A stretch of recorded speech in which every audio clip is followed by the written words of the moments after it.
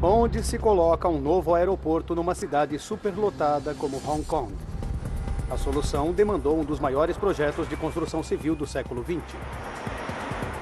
Que louco construiria um dos aeroportos mais movimentados do planeta aqui, no meio do mar, e logo no centro de uma região de tufões? É uma ideia maluca que apenas se tornou realidade graças a uma técnica inteligente de engenharia. Uma técnica que simplesmente não teria sido possível sem um bombardeiro da Segunda Guerra, aparelhos de escuta da Guerra Fria, uma bomba d'água de 800 anos, uma banda de metais e um carro de corrida antigo. Minha nossa!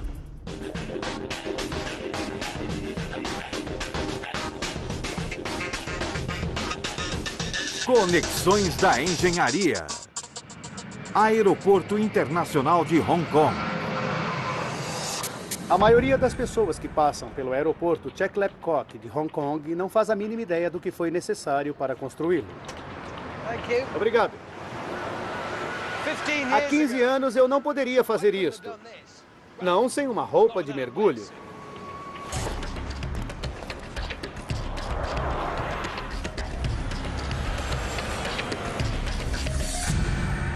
O terreno para o novo aeroporto de Hong Kong precisou ser criado.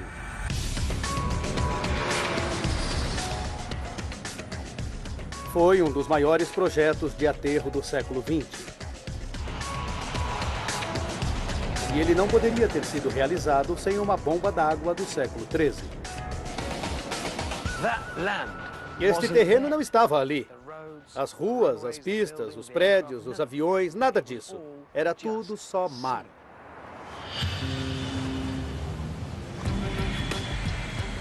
Mas o que levou os engenheiros a assumir um desafio tão ambicioso? Nos anos 80, Hong Kong crescia rapidamente. O aeroporto antigo, Kai Tak, tinha dificuldades para comportar o número crescente de passageiros. E o aeroporto de Kai Tak era conhecido por sua perigosa zona de aproximação. Ar quente de motor a jato seria uma boa maneira de se secar a roupa. A cidade precisava de um aeroporto novo, mas onde construí-lo? Simplesmente não há espaço livre adequado. A cidade espreme-se entre as montanhas de um lado e o mar do outro. Sendo o espaço um bem tão raro e precioso, os moradores de Hong Kong há muito tempo já aprenderam a fazer um uso muito criativo dele. Mas para este projeto, os engenheiros bolaram um plano que surpreenderia até mesmo esses caras. Os engenheiros olharam para o mar.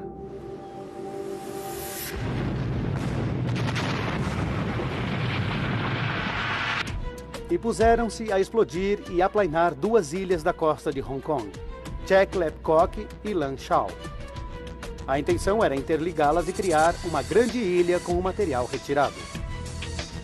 Porém, o leito do oceano entre as ilhas era de uma argila macia, com uma profundidade de até 20 metros. Como a ilha precisava de uma fundação firme, eles tiveram de se livrar da argila. De toda a argila. Os engenheiros requisitaram então a maior frota mundial de navios de dragagem para recolher tudo. Os navios funcionam como aspiradores gigantes, e eles utilizam uma conexão que foi inventada no que é a atual Turquia 800 anos atrás. Naquela época, o rei queria transformar a terra árida acima de um rio em campos verdejantes. Soa como o início de um fantástico conto de fadas antigo. Vocês sabem, aquele que conseguir o feito extraordinário recebe a mão da filha do rei em casamento ou é exilado para sempre se fracassar. Destemido, um inventor genial chamado Al-Jazari aceitou o desafio de transportar água morro acima. Ele criou a primeira bomba automática de sucção do mundo. O professor Al-Hassani é especialista em tecnologias da antiguidade. Então este é o resultado, não exatamente o mesmo, mas uma réplica. Mas o que é isso? Isto foi idealizado como uma bomba de sucção. Então é uma bomba de sucção? Exatamente. Eles não tinham uma BMX em 1206. 1206, não havia BMX. Então isso está no lugar de quê? Isto está no lugar da roda d'água, que era movida pela água do rio. Quer dizer que o mesmo rio que fornecia a água que era bombeada morro acima para as vilas e aldeias também supria a energia para isso? Exatamente. E presumo que isto precisa ser pedalado por alguém, e a pessoa não é você, não é, professor? Não, muito Tá obrigado. bom, eu pedalo. A última coisa que eu esperava esta manhã era malhar. Então, este êmbolo é o coração da máquina. Exatamente como uma seringa, ela aspira água através de um tubo que sai do lago, depois a empurra para fora através da câmara até a mangueira de saída no topo. As válvulas unidirecionais fazem a água fluir em uma só direção, para cima. E se é possível aspirar água, é possível aspirar lama. Dá para ver que é uma água clara saindo e sendo bombeada. Mas ao remexermos o solo do leito do rio, os sedimentos sobem com a água e podemos observar o início da dragagem.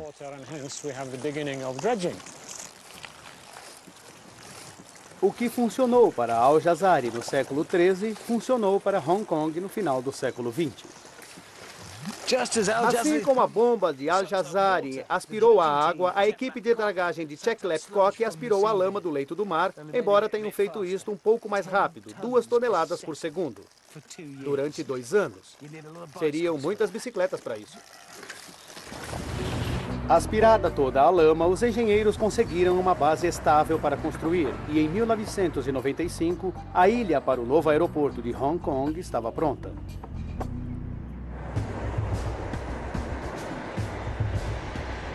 A construção do Aeroporto Internacional de Hong Kong no Mar da China Meridional solucionou o problema de espaço, mas um aeroporto no mar exporia os aviões a perigos do clima. O Aeroporto Internacional de Hong Kong localiza-se numa região de tufões implacáveis. No entanto, os meteorologistas conseguem avistar um tufão de centenas de quilômetros de largura quando ele se aproxima. Na verdade, era com uma ameaça invisível aos aviões que os idealizadores do aeroporto realmente se preocupavam. Há uma outra ameaça climática que pode surpreender pilotos desavisados, e ela pode ser letal para os aviões porque é menos previsível. As tesouras de vento.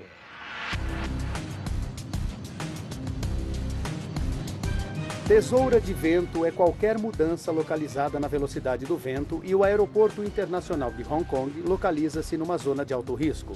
Aqui, entre montanhas e o oceano, os padrões normais de vento não se aplicam. Mudanças rápidas do vento podem afetar a quantidade de sustentação nas asas do avião, fazendo a aeronave ganhar ou perder velocidade de maneira catastrófica. Aviões podem literalmente cair do céu ou ser impelidos para fora da rota. Felizmente, os aviões em Hong Kong estão protegidos das tesouras de vento. E tudo graças à contribuição de uma banda de metais.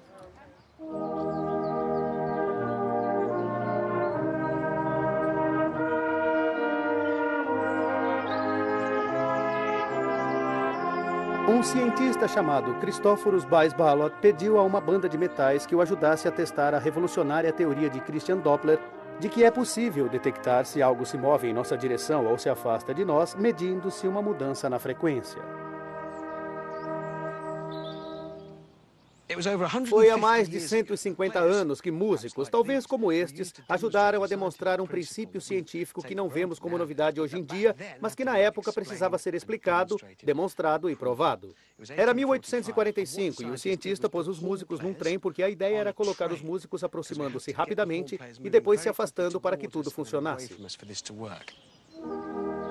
Há 150 anos, os cientistas não tinham de cumprir normas de saúde e segurança. Hoje, nunca me permitiriam sacrificar estes jovens para provar uma teoria. Felizmente, temos outras coisas no mundo moderno que serviram bem.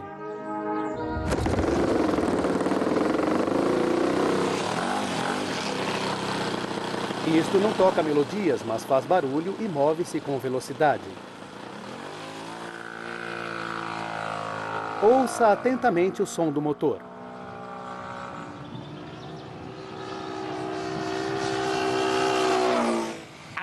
Quando o aviãozinho se aproxima e depois se afasta, o barulho que ouvimos muda. Mas não fica apenas mais forte e depois mais fraco. Muda o diapasão. É o efeito Doppler.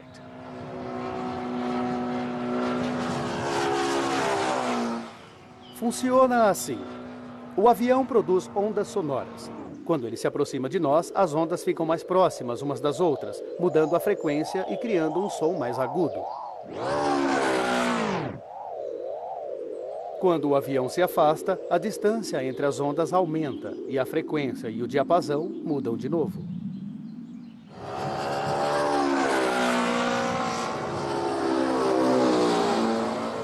Mas o que o efeito Doppler ou a alteração Doppler tem a ver com a detecção de tesouras de vento, aquelas correntes de ar invisíveis, velozes e potencialmente mortais?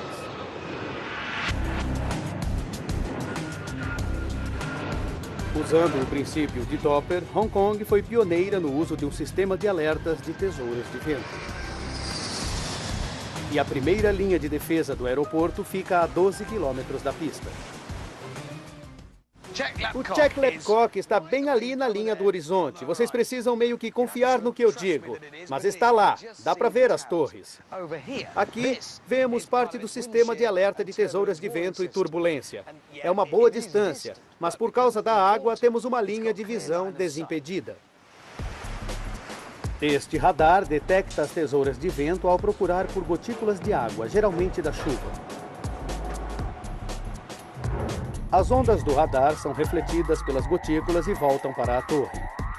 O aeroporto pode saber se a chuva está se afastando ou se aproximando do radar ao medir a mudança de frequência das ondas refletidas da mesma forma que o ruído do avião mudou quando ele passou por nós. Os pilotos podem ser alertados sobre grandes mudanças de frequência que podem significar tesouras de vento perigosas. Mesmo de tão perto, não dá para saber que esta estrutura silenciosa e inexpressiva está em vigília, mas está. 24 horas por dia, ela coordena os pilotos que chegam e saem do Check Lepcock ali do outro lado. É bom saber que alguém zela por sua segurança caso a Mãe Natureza decida tornar as coisas traiçoeiras. Mas e se as gotículas forem muito pequenas para serem detectadas? Ou o ar estiver muito seco? O radar Doppler estaria cego para vê-las. Então, o Aeroporto Internacional de Hong Kong deu um passo adiante e foi o pioneiro numa nova forma de usar o efeito Doppler para detectar a ameaça invisível. Qualquer coisa que se mova e faça ruído pode produzir o efeito Doppler. É por isso que o percebemos em sirenes de polícia, aviões ou uma banda num trem. Mas ele não está limitado só ao som. Também é possível detectar o efeito em outra forma de onda: a luz. E um tipo especial de luz é a chave para o outro uso do Doppler em Hong Kong. Muito bem, vamos tentar uma pequena experiência. O que eu quero tentar é detectar, perceber tesouras de vento. O que eu tenho aqui, obviamente, é um ventilador enorme. Eu sei que o ventilador está ligado, criando um fluxo ou uma corrente de ar contínua, porque acabei de ligá-lo. Mas e se não houvesse ventilador e eu não pudesse saber? Como eu poderia saber que a corrente de ar está aqui, se eu não posso vê-la? O ar é invisível e esse é o perigo para os aviões. Então, eu vou pedir ajuda do Steve aqui para ver se, usando o helicóptero, dá para saber se o ventilador está ligado. Um voo equilibrado em linha reta. Ah, não! O ventilador estava ligado. É, definitivamente estava. Podem desligá-lo, por favor? Obrigado. Bom, eu não vou fingir que o que acaba de acontecer foi uma surpresa. Claro que não foi. Mas, e se o piloto do helicóptero pudesse ter visto aquela corrente de ar, aquela tesoura de vento? Ele não seria surpreendido, e o final poderia ter sido diferente. Em Hong Kong, eles têm uma maneira de tornar o invisível visível. E tudo baseia-se no fato de que o ar ao nosso redor, apesar de pensarmos nele como vácuo e invisível, contém milhões de partículas minúsculas. Não me refiro às partículas de poeira que vemos no ar, com um raio de luz que entra pela janela. Me refiro a partículas microscópicas. Centenas delas caberiam na espessura de um fio de cabelo humano. E se você puder vê-las se movendo, poderá ver correntes de ar se movendo. Me deixe demonstrar. Liguem o ventilador. Essa é a nossa corrente de ar, nossa tesoura de vento. Agora vou dispersar umas partículas pelo ar. É, está funcionando. Mais ou menos. Está funcionando mais ou menos, mas acho que podemos melhorar. Podemos fazer uma coisa. O que eu preciso melhorar é a luz. Obviamente tem alguma luz aqui, senão vocês não me veriam. Mas eu preciso de uma luz específica que eu possa controlar. Então vamos ligar o ventilador. Esta é a nossa tesoura de vento. Uma corrente de ar em movimento. Espalhem, por favor, as partículas microscópicas. Quer dizer, a farinha. Realmente eu não consigo distinguir nada aqui. Mas se eu ligar a luz desta lanterna, de repente, onde a luz é refletida pelas partículas em movimento, eu consigo vê-las. Se eu apago, não enxergo nada. Nada mesmo. Com a luz, dá para ver as partículas se moverem. E é isso que eles fazem em Hong Kong. Desligue, por favor. Obviamente, não há pessoas andando por aí com grandes sacos de farinha para espalhar partículas no ar. Elas já existem. São as partículas microscópicas. Lembrem-se que circulam ao nosso redor. E eles não usam lanternas, usam o laser. Mas ainda assim é luz. E é desta cabine despretensiosa no telhado do aeroporto que a luz sai. É um laser chamado LiDAR. Vou dar uma olhada no seu interior com o meteorologista do aeroporto, o Sr. Chan. Bom, parece uma cabine eletrônica. Para que serve isto? Ele monitora os ventos, detecta tesouras de vento no aeroporto. O Aeroporto Internacional de Hong Kong foi o primeiro a usar o Doppler desta forma, mantendo os aviões protegidos das tesouras de vento. Os engenheiros já estavam tranquilos quanto à segurança dos aviões que pousam e decolam do novo aeroporto de Hong Kong. Tudo graças a uma banda de metais. Tudo o que restava era construir uma das maiores áreas cobertas do mundo para abrigar o novo terminal. Seria fácil, mas a esta altura o tempo estava correndo. Hong Kong estava prestes a ser devolvida à China pelo governo britânico. O aeroporto precisava ser terminado antes da devolução, e restava apenas 3 anos para os engenheiros construírem um dos maiores aeroportos do mundo. Mas a aproximação rápida do prazo final não era o único problema dos engenheiros.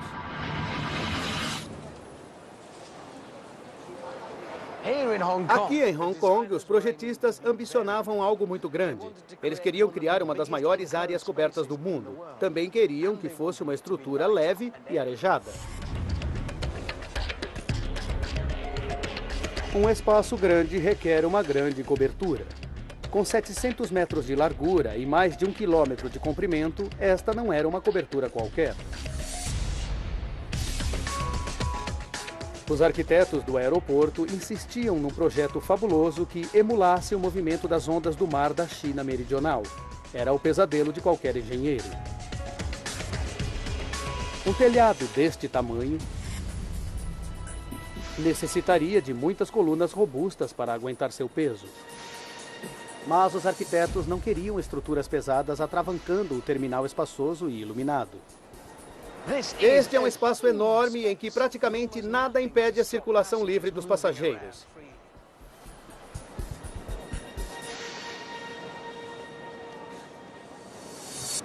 Este é um dos pilares de sustentação do telhado. O outro está bem afastado, ali do outro lado. E daquele lado, toda essa distância até lá. São grandes intervalos entre um e outro. Como um número pequeno de colunas finas sustentam um telhado grande. A solução é fazer o telhado bem leve. O único problema é que um telhado leve geralmente não é resistente.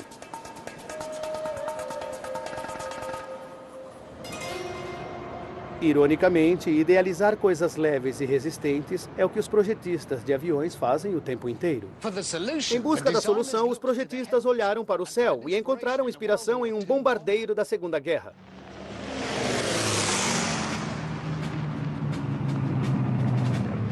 É o Wellington, um bombardeiro bimotor inglês usado em ataques aéreos noturnos à Alemanha na Segunda Guerra Mundial. A qualidade essencial da estrutura era a sua resistência. O engenheiro inglês Barnes Wallis havia descoberto um modo revolucionário de tornar uma estrutura leve e resistente. Parece haver mais buracos do que metal, e o segredo estava na forma como ele arranjou o material.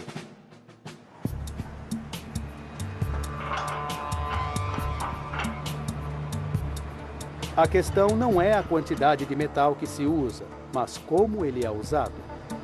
Eu idealizei uma experiência na minha oficina para mostrar como, com o aço, menos pode ser mais. Muito bem, se estiverem prontos, vamos tentar baixar, mas entre as barras. Eu não escolho qualquer um para ser meu consultor técnico. Martin Manning foi o engenheiro estrutural-chefe do Aeroporto Internacional de Hong Kong. Então, podemos descer agora? Primeiro, vamos pendurar numa viga padrão usada em construções em todo o mundo um peso de 2,5 toneladas, o equivalente a mais ou menos 2 carros de passeio. Lá vamos nós. Quando a corrente afrouxa, a viga recebe todo o peso. Dá para ver a viga envergando. Vejo que está entortando. Esta viga de 130 quilos está resistindo por um tris. O que acontece quando aumentamos o peso para 3,5 toneladas? Opa, lá vai. Vamos então soltar a corrente e observar. Transferir o peso para a viga. Quando a corrente começa a se soltar... Ah, meu Deus! Nada A viga não vai aguentar. Melhor parar por aí. A viga falhou, não resistiu. Com certeza não resistiu. E nem chegou perto. A viga falhou completamente com 3,5 toneladas. Poderíamos aumentar a robustez da viga aumentando sua espessura, mas isso também a tornaria mais pesada. E eles não queriam isso em Hong Kong. Surpreendentemente, podemos diminuir o peso da viga e ainda assim torná-la mais resistente. Pense no bombardeiro Wellington. A solução é pura geometria. Podemos fazer certas coisas com a mesma quantidade de material, o mesmo peso, mas estruturadas de forma diferente, com outro desenho? Sim, com certeza. E é o que faremos agora. Sim. É melhor arrumar a bagunça, essa viga já era. Não serve mais. Estamos encrencados agora.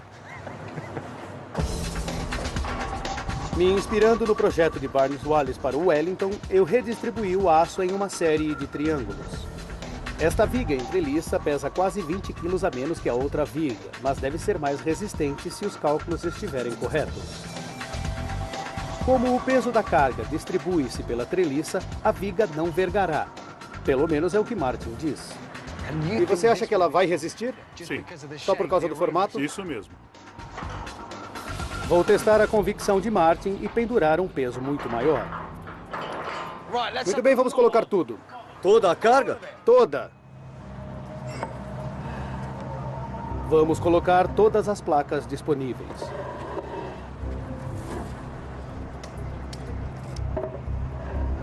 São 4,5 toneladas. 1 tonelada a mais do que da outra vez.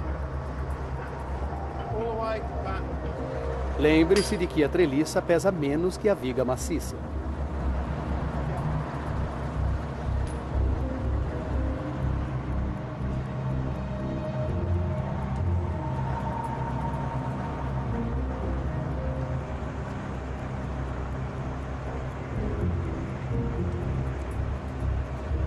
Pronto, assentada. Está apoiada. Então vamos soltar a corrente.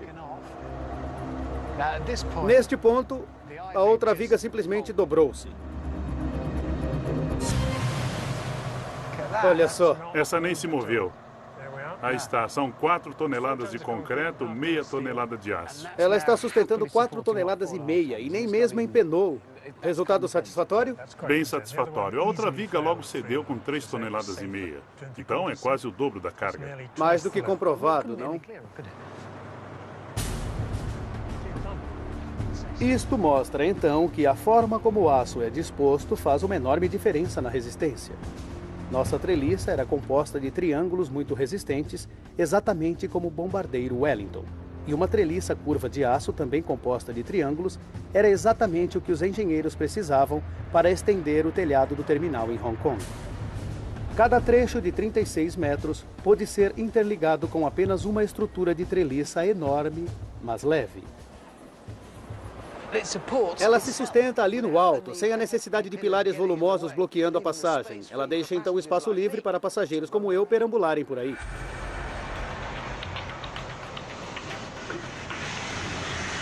Mas é claro que o prédio é apenas a estrutura para possibilitar a tarefa de embarcar os passageiros nos aviões. Depois são necessários os sistemas internos que o fazem funcionar, como o de transporte de bagagens. E os projetistas não queriam um sistema comum. Eles queriam estar à frente dos outros aeroportos. Continuamos assistindo Obras Incríveis no Nat Geo. Pelo Aeroporto Internacional de Hong Kong passam 40 milhões de malas por ano e 13,5 milhões de toneladas de carga. Manter tudo sob controle é uma tarefa hercúlea.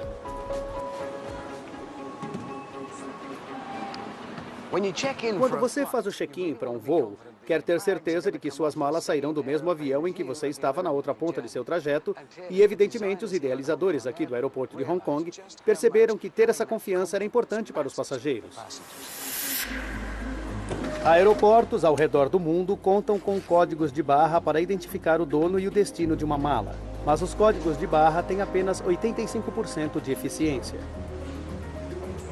Isso significa que o aeroporto poderia perder 6 milhões de malas por ano, sem contar 500 mil de toneladas de carga. Seria uma longa fila no balcão de bagagens extraviadas.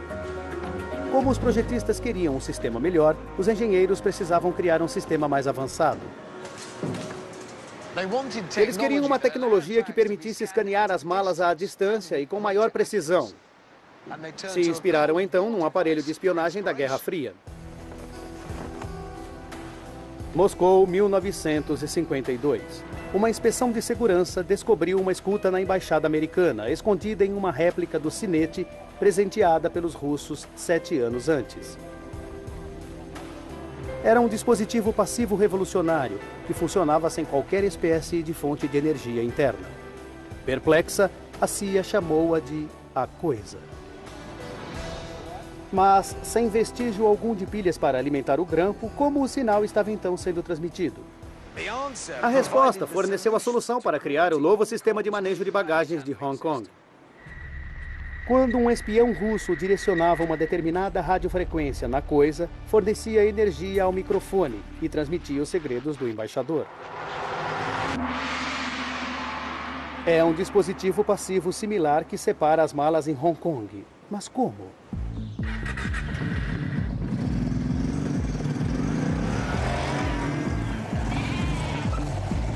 Curiosamente, a tecnologia de grampos de espionagem é útil para separar outras coisas que também não sabem para onde vão. Ovelhas. Aqui em uma fazenda no interior da área rural da Inglaterra, o fazendeiro Richard Weber maneja seu rebanho com um dispositivo passivo exatamente como a coisa. Então o que temos aqui? Temos um clipe de orelha, composto de uma identificação visual e um microchip. E este é o microchip, o coração do dispositivo. É o microchip. Quando ele é ligado, fornece automaticamente um número. É a chave de todo o sistema. É. Muito bem, vamos agora então marcar um destes cordeiros. É o que vamos fazer? Isso mesmo. Depois que ele recebe um número de identificação, ficará com esse número pela vida toda? É, o número é relacionado com o da mãe. Então, se você puder segurar o cordeiro, Ah, claro, eu seguro. eu vou colocar o clipe na orelha. Vamos furar a sua orelha. Pode doer, mas é a última moda. Agora vamos fazer uma leitura do microchip. Certo. Então o microchip se comunica com o aparelho e fornece a informação. Foi registrado. Agora ele está perguntando se é macho ou fêmea. Não está no clipe, está? Bom, se olhar entre as pernas Ah, dele, tá. Com licença? É um macho. macho. Acredito. Muito bem, então colocamos a informação aqui e ele pergunta qual é a raça. Ovelha?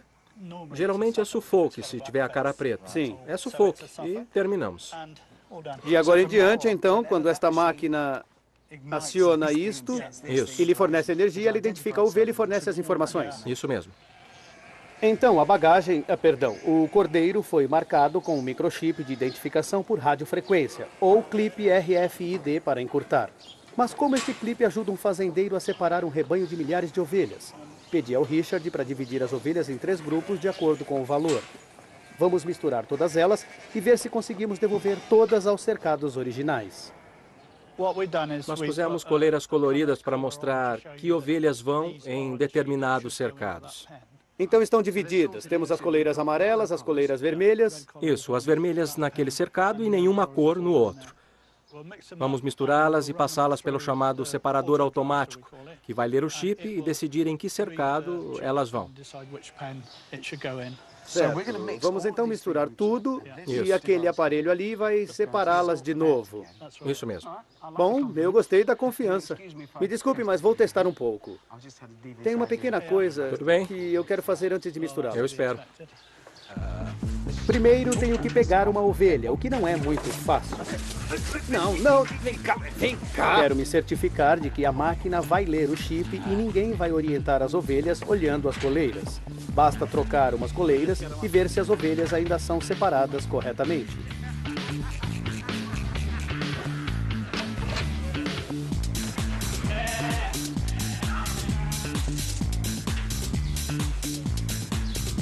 Onde está o cão pastor quando precisamos? Elas não querem entrar, Richard. Faça o barulho de uma vareta. Como eu vou fazer isso? Vareta não faz barulho, faz? Muito bem, eram 3 grupos e agora estão misturadas. Vamos separá-las. É, Com isso, exatamente. vamos lá.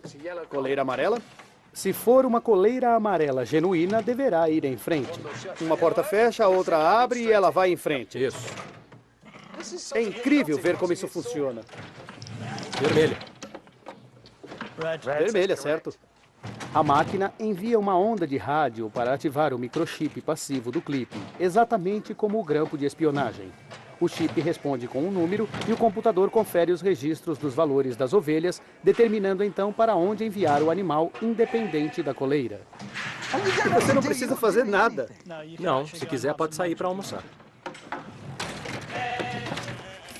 A vantagem é que pode ser feito à distância, não precisa estar presente para ler um código de barras. Eles conversam automaticamente e separam. Sim, e é preciso.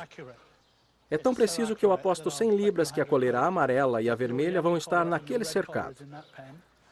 Haverá uma sem coleira naquele ali e mais uma outra sem coleira no outro. O fazendeiro quer apostar. Não vou aceitar. Tudo bem, se está tão confiante, vamos ver se funcionou. Tá bom. Procuramos uma coleira amarela e uma vermelha aqui. Eu já estou vendo a amarela. É aquela ali, coleira amarela aqui, e a vermelha. Apesar de eu ter trocado as coleiras, o sistema de separação de Richard descobriu minha trapaça. Então tem tudo a ver com informação e facilidade de leitura. E é um sistema parecido com este, sem as ovelhas, claro que as malas no aeroporto de Hong Kong podem ser separadas sem o manuseio direto delas.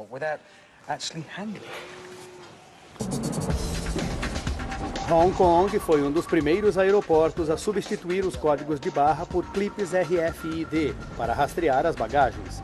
Graças aos espiões soviéticos, as malas são separadas com precisão em alta velocidade. 40 mil a cada 24 horas e 97% das vezes indo para o avião certo.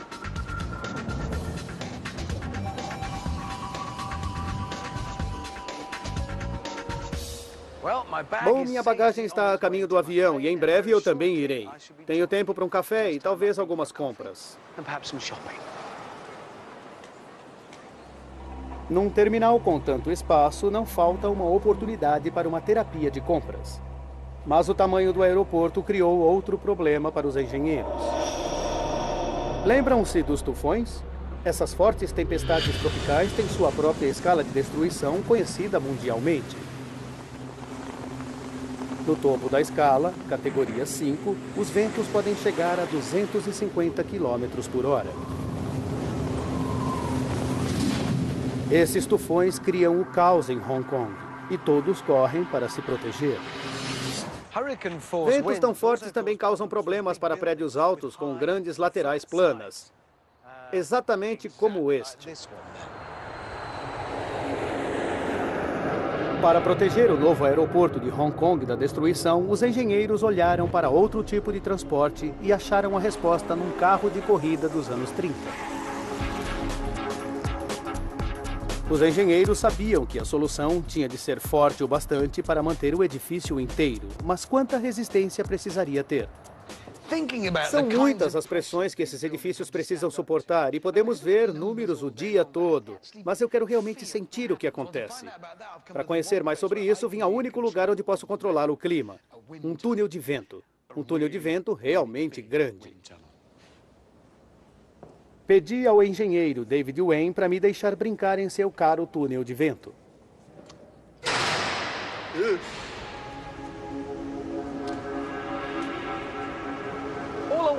Tudo o que eu quero é sentir fisicamente as forças existentes num tufão. Como é o vento num tufão? 130 km por hora não é um vento qualquer, mas qual é a força disso? E por que puseram um colchão preso ao chão bem atrás de mim? Eu estou sentindo um ventinho. David, logo de cara, coloca um vento de 40 km por hora. É forte. Quanto está agora? 70 km por hora. É uma ventania. Estou sentindo a pressão. Já estou sentindo em mim e não sou um cara grande. Se eu fosse o prédio, imagine as pressões em mim nessa velocidade. David aumenta para 100 km por hora. Por sorte, eu não uso peruca.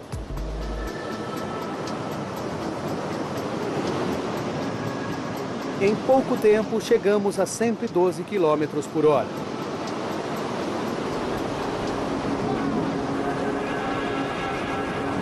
130 km por hora. É a velocidade máxima deste túnel de vento. Isso equivale a um tufão de categoria 1. Imaginem um de categoria 5, o dobro da velocidade.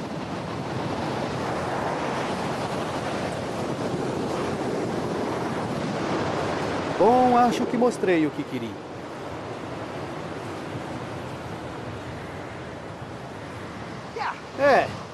Bom, às vezes, números e teorias não bastam. E é preciso passar fisicamente por aquilo.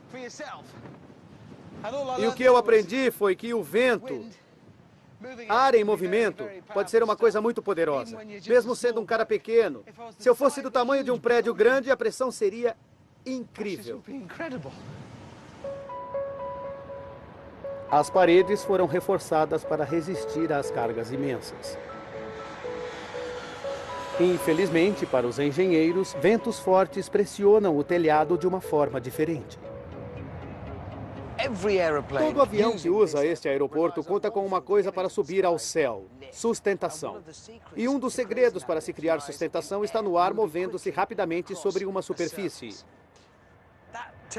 O telhado do terminal tem uma superfície muito grande. Some-se a isso ar movendo-se em velocidade e teremos um grande problema em potencial. De volta ao túnel de vento, vou descobrir o que acontece com o telhado curvo quando é atingido por um vento de tufão. Tenho aqui um pequeno prédio. Bom, é muito pequeno, mas tenho o mais importante aqui, um telhado. E ele tem um perfil parecido com o do aeroporto. E eu entendo a teoria que, por causa do formato, vai funcionar como uma asa, e isso vai gerar sustentação e ele será erguido do prédio. Mas eu preciso ver como é que isso acontece. Eu tenho então o telhado, o prédio e o túnel de vento para fazer o vento passar por cima. Sinto o experimento chegando. Vou entrar no predinho. Complicado, hein? Muito bem. Estou dentro. É bem básico, mas é o meu lar. Agora o telhado, por favor. Eu vou poder sentir como é. Certo. Um detalhe importante, este lugar tem coisas caras. Então, só para o caso do telhado ser erguido, o estou prendendo com correntes para ele não sair voando até os ventiladores no fim do túnel de vento. Muito bem, tudo certo? Vamos lá. Lembrem-se que este túnel de vento produz ventos de um tufão categoria 1, 130 km por hora. Vamos ver se isso é o bastante para o telhado voar. Acho que podem ver como o vento passa por cima do telhado. Mas até agora, isso não gerou nenhuma sustentação. 40 km por hora e aumentando. Está ventando mais. O telhado está aguentando. A parede vibra com o impacto direto do vento. Aconteceu alguma coisa. O telhado mexeu. Eu não estou fazendo nada disso. Está acontecendo. De repente, não sou eu. É o telhado. Com apenas 55 km por hora, o telhado levanta. Meu prédio está numa situação terrível. Arrebentou uma corrente.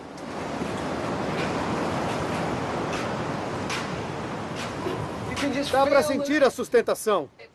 Chega a um ponto crítico e, puff, o telhado quer voar. Parece uma asa. Bom, o lobo mau não entrou. Mas o que eu senti foram as duas tensões que o prédio enfrenta num vento forte. No começo, o vento batendo na lateral tenta empurrar o prédio nessa direção. E de repente, quando o vento aumentou, chegou num ponto em que o telhado era o problema. E ele não foi soprado nessa direção, ele foi levantado. Então, há duas forças bem distintas agindo no prédio. Uma assim empurrando as paredes e outra erguendo o telhado. Isso é um problema. Uma forma de impedir que o telhado voe é prendê-lo muito bem.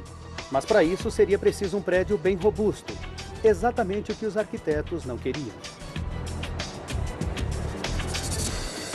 Os engenheiros tiveram uma ideia melhor e o segredo era a flexibilidade, graças a uma junta pioneira de um carro de corrida dos anos 30.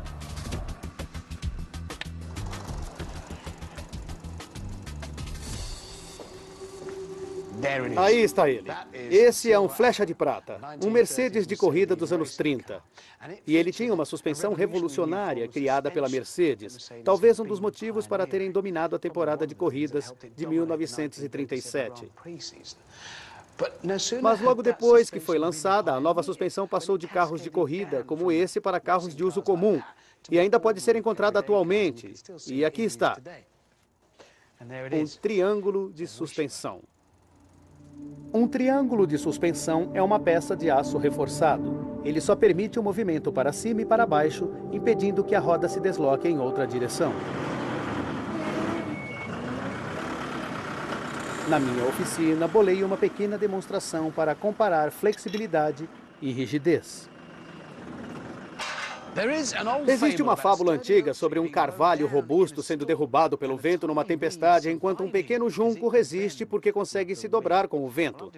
Bom, eu bolei uma experiência para provar que a flexibilidade pode ser uma defesa melhor do que a robustez. E essa, claro, foi a solução no Aeroporto Internacional de Hong Kong. Aqui está, isto é um carro. Claro, não é meu. O que eu fiz foi soldar a suspensão. Agora a ligação entre a roda e o carro é sólida. Não existe nenhuma flexibilidade ali. Chega de falar. Vamos logo para a demonstração. Erga, por favor. Eu vou sair de perto.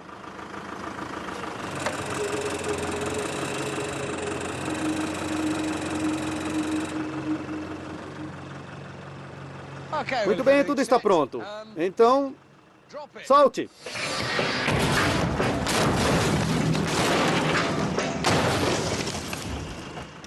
Minha nossa. Podemos ver o que aconteceu aqui. A suspensão, no lugar em que está instalada, como não tinha flexibilidade, era sólida e rígida, e onde a soldamos, passou pelo capô. Está destruída. Essa foi a versão rígida. Vamos ver a flexibilidade agora. Este carro é flexível, mas será que sobrevive ao meu teste de impacto?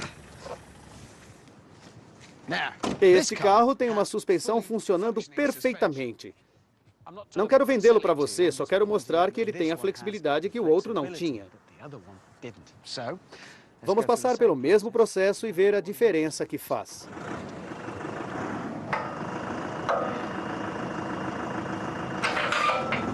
Levante!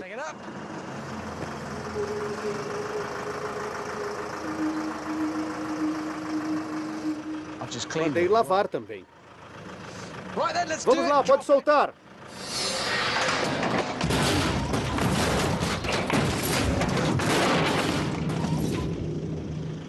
Com certeza ele caiu. A gravidade fez essa parte. A questão é, em que estado ficou? Continua flexível. Espere. Tudo parece muito bem. A flexibilidade ajudou a aguentar o impacto. Mas será que ainda funciona? Eu acho que, como prova final, devemos ver se ainda funciona.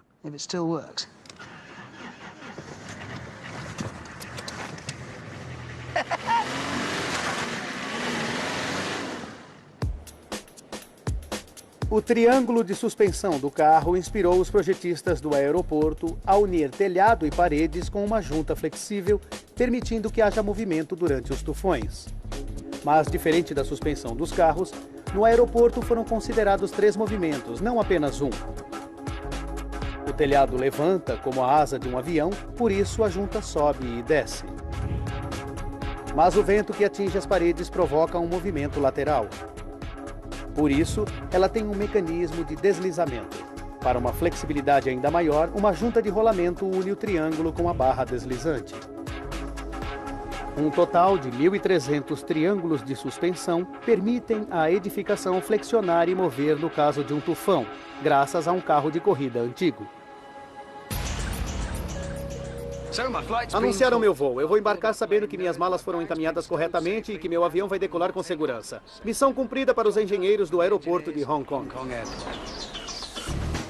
Quando os aviões decolam, poucos passageiros imaginam que grande feito da engenharia é este aeroporto.